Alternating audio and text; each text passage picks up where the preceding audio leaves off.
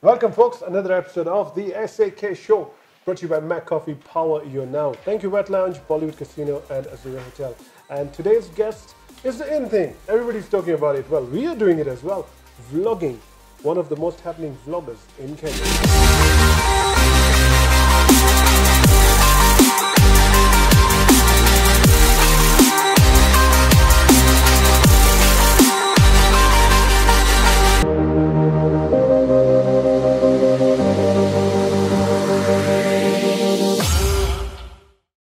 It's the digital world. Everybody's in it, and we are in it too. Cue the random. Yeah. Thank you for coming, bro. Thank you for having me. Thank you for removing time out of your busy schedule. And I know you don't go anywhere without your camera. Yes. This is my baby. One of the pioneers in the vlogging industry is you. I mean, even me, you helped me out in the beginning. You know, thank you for that, and thank you for exploiting us to this amazing world of vlogging. So tell me, before we get into that, who is Cue the Random, or what is Cue the Random?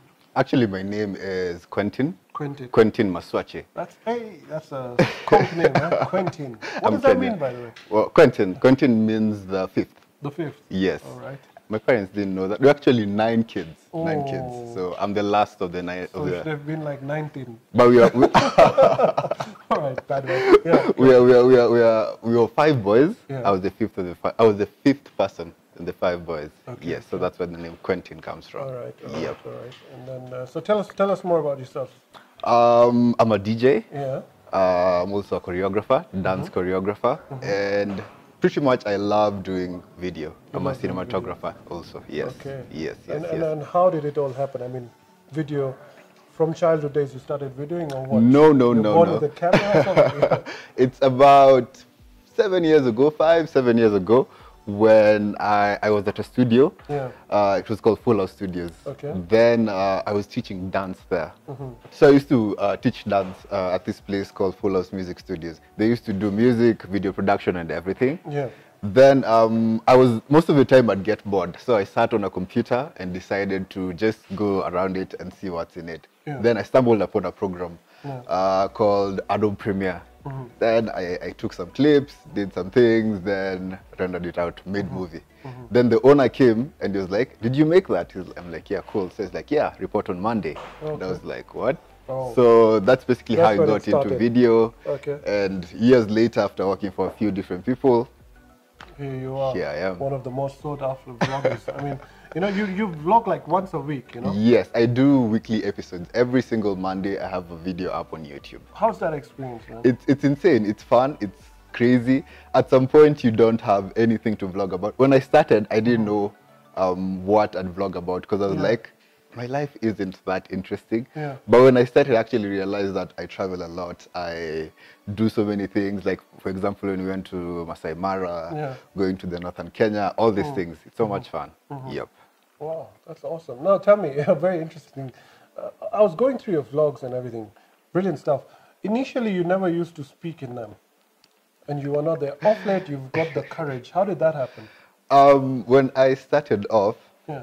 I used to be behind the camera. So that transition from being behind the camera to being in front of the camera is usually really hard. It's not easy to take a camera and start talking to it. And you're talking to nobody, you're just talking into a camera. Yeah. So I used to think I could get away with just showcasing from a first-person perspective. But a lot of my friends pushed me. They were like, "Q, you need to be in front of the camera." So after some time, that's when I decided, you know what? Got the courage. Yeah, let me just try this. So if you watch my first vlogs, I was a bit shy. Yeah. I didn't know what to say. Yeah. But nowadays, people usually tell me, cut a bit, Chill. like, you know. Yeah, chill. So yeah, that's pretty much it. Okay, and now in terms of vlogging, where did your inspiration come from? I know it, but I would want to hear it from you. The first person who I think really drew me into vlogging was a guy called Neistat. Yeah. He is amazing. When he used to do every... Is that where the shades are coming from? I've loved shades before I knew Neistat, okay, it's if only the shades could speak. Yeah. All right. Neistat. Then there's another guy who I started watching about 4-5 months ago called Peter McKinnon. Yeah, they are two amazing genius vloggers. Yes, their way of storytelling. They have two distinct ways of telling stories. Neistat is more of just doing it his own way. Peter McKinnon is more of cinematic getting to show cinematic shots and things like that. Yeah, so that's why I really who's love better it. from them? Who's better? Yeah. Neistat is better. Because he's been there. He's been there for many years, close to 6-7 years. Yes, he's been vlogging. So which was the first camera that you started vlogging with? I started with Nikon D7000. Okay. Then I moved to the GH4, the Panasonic Lumix GH4. Then right now I'm using this. It's it's a Canon. Yeah. 100D. Finally you came to the big boys. Yeah, right. That's good. It's not a really powerful camera, but what I like about it is because it's a Canon. Yes, it's a Canon, but it's very light. Okay. So it's easy to just touch it inside my bag or something, then move on. So tell me, what do you need to become a vlogger? You know, so many vloggers people want to vlog and all. What's the secret behind You actually don't need a lot of things. This is when you actually are more into vlogging. You can use your phone. You can use your phone. You can use like a small camera. You can use anything that can record video and audio. Yeah. That's all you need. Wow, there you go. As you guys think about that, we meet after this. My name is Zablon. I'm 3-time Mr. Kenya, fitness freak and a personal trainer. MacCoffee morning gives me the perfect start every morning. It is very fast and easy to make it. I just have to open the sachet, pour it in the cup and add hot water. You don't need sugar or milk or anything else. It is fast, convenient and tasty. Above all, it gives me energy for the whole day. And what's a better way to start my morning? I love MacCoffee morning. MacCoffee, power your now.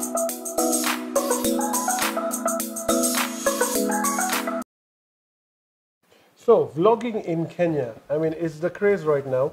There are a lot of amateur vloggers, you know. I mean, everybody's trying to get into it, but nobody's like 100% getting into it. What's your take on that? I think what I've been by watching other people is I feel like a lot of people have come into vlogging, but they're not able to sustain it. If you're really serious about it, you should have a regular schedule that you follow. Yeah. So that's the problem with a lot of people. They just do it as and when. Yes, they're like, yeah, today I feel like doing an episode.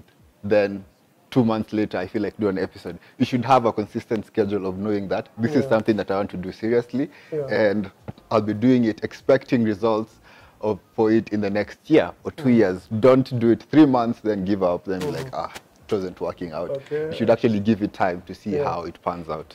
And in terms of sustainability, as a vlogger, would you be able to make money out of it? It depends. It depends with... Are you making money out of it now? Now it's starting to actually slowly make money out of it, but you need to give it time. It's not you start now, then 6 months you're already making money. The people who make money immediately, after a week, after 2 weeks, after a month, but I don't think they actually get to... Sorry to cut, but I can tell that these DJ movements of yours are there. You know? Okay, I'm going to say the chain walking and all.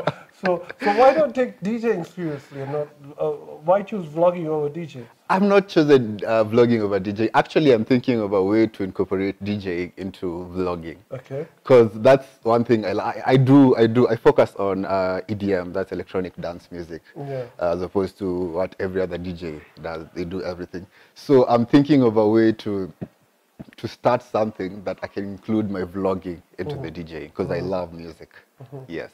So that brings us to what we were discussing earlier. Can you survive on vlogging? Not entirely right now. In our Kenyan market, not completely. So Kenya is a bit behind. Yes. Yeah. Probably in the next a year or two, that's when you can actually say that you can be able to sustain fully on just vlogging. Just vlogging. And what's your take about any Kenyan vloggers that you're following, apart from me, of course? Okay. I'd be a bit biased saying this. I'd say people like, of course, you. There's Clear Stick, which I shoot for. I also watch people like Elodie Zone. She's pretty cool. She's a good storyteller. And before she stopped, there was Sharon Mundia. she used to do a lot of good vlogs. She started, but she's not been as consistent. So the key in vlogging is consistency. Yes, consistency. It's usually it's better done than perfect. Done perfect. Yes, right. that's always my And, motto. and now tell me, how are your vlogs so unique compared to other vlogs? How would you say that yours stand out? Like Q the Random is the best. I'd say it's not the best. I'm working towards being the best, but Yeah. I'd say it's more of my life. There's nothing. If you meet me in my life and how you see it on my vlog, it's pretty much that. Is it? So all my friends, So it's the same thing. it's the same thing. All the adventures, all the silliness, all the Yeah, craziness. yeah. It's there. So your vlog is all about your personal life Yes, and how yes, it's yes. done and everything. Yeah, you're married, right? Yes. How's your yes. wife taking you to all this vlogging and all that? My husband's always walking in the bathroom with a camera, and it's just there, like, "Hi, say cheese, hi." When we started off, she was like, "I don't want to be in the camera. I don't want to be in the camera." But right now, she usually asks me like, "Yeah, when are you vlogging next? Let's go here. Let's Oh, that's vlog nice. here. She Let's do encourages this." you. Yes. Tell me, Q, how odd is it? Is it difficult, in Kenya, when you walk around with a camera on the streets or in a mall or something?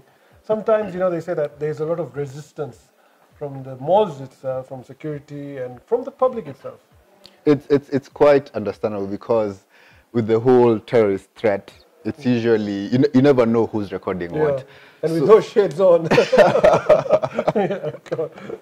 So you never know who's recording what. So the security part makes sense. What I'd say is they need to, like for example in the CBD, they need to make the rules a bit more vlogger friendly so that we're able to showcase our beautiful country, we're able to showcase our beautiful capital city.